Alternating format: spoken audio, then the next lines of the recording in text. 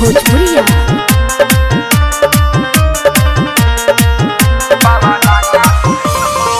लेकिन ना ये सैया टाटा सफारी देखेला जवन दुगो देवे लगा दी। हाँ हाँ लेकिन ना ये सैया टाटा सफारी देखेला जवन दुगो देवे लगा दी।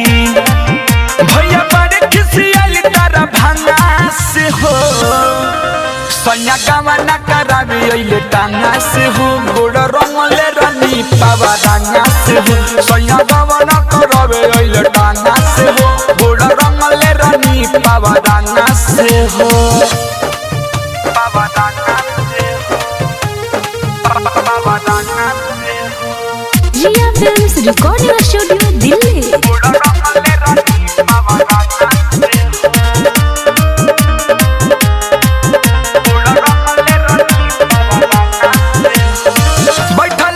सकिया सरा लगा के अहे बलम हमर बाजा बजा के ए सख बैठला रनी सकिया सरा लगा के अहे बलम हमर बाजा बजा के कहे मोटरी के बन दे हम भांगा से हो सैया गावा ना करावे अइले टांगा से हो गोड़ रंगले रानी पावा रंगा से हो सैया गावा ना करावे अइले टांगा से हो गोड़ रंगले रानी पावा रंगा से हो।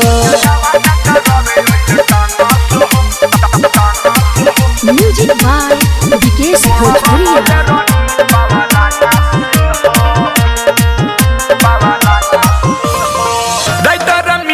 मिसाइल दुख देला देखला दुआरा पर लागल बा मेला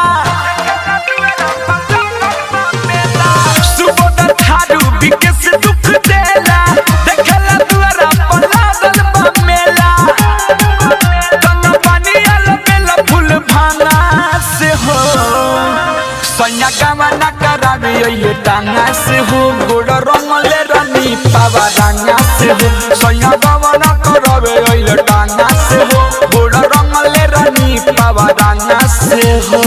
लेकिन ना ये सैया टाटा सफारी देखला जमन दुगो देवे लगा दी।